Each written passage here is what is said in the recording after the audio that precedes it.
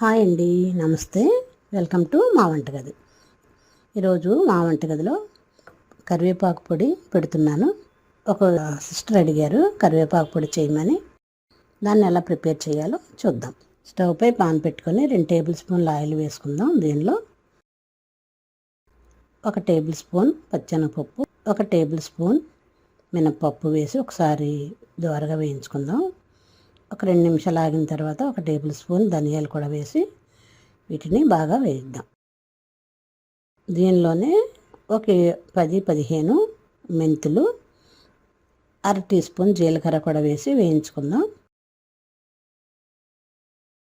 ఇవి కూడా బాగా వేగిన తర్వాత మన కారానికి సరిపడా ఎండుమిర్చి వేద్దాం. నేను 15 లేదా 20 వేసాను. ఇప్పుడు ఎండుమిర్చి కూడా బాగా వేగిన తర్వాత 2 కప్పుల కరివేపాకు కూడా వేసి వేయించుకుందాం.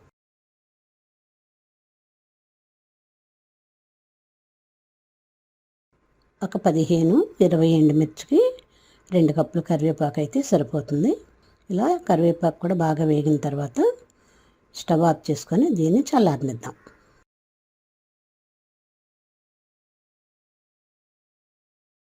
ఇప్పుడు మిక్సీ జార్ ఒకటి తీసుకొని ఇలా చల్లారిన ఈ మిశ్రమాన్ని మిక్సీ జార్లో వేసుకుందాం.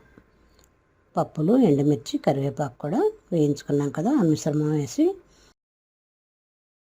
కొద్దిగా చింతపండు, రుచికి తగినంత ఉప్పు, ఒక 1/2 టీ స్పూన్ పసుపు కూడా వేసి మిక్సీ చేద్దాం. ఇది అలా మిక్సీ చేయగా వచ్చిన కరివేపాకు, మిర్చి పౌడర్, దీనిలో ఒక 10-12 వెల్లుల్లి రేకలు కూడా వేసి మరొకసారి మిక్సీ చేద్దాం. ఇది అలా వెల్లుల్లి కూడా వేసిన తర్వాత మిక్సీ చేసిన కరివేపాకు పొడి దీన్ని ఒక బౌల్లో వేసుకొని సర్వ్ చేసుకుందాం. ఇది ఇడ్లీ, దోశ, రైస్లో కూడా చాలా బాగుంటుంది.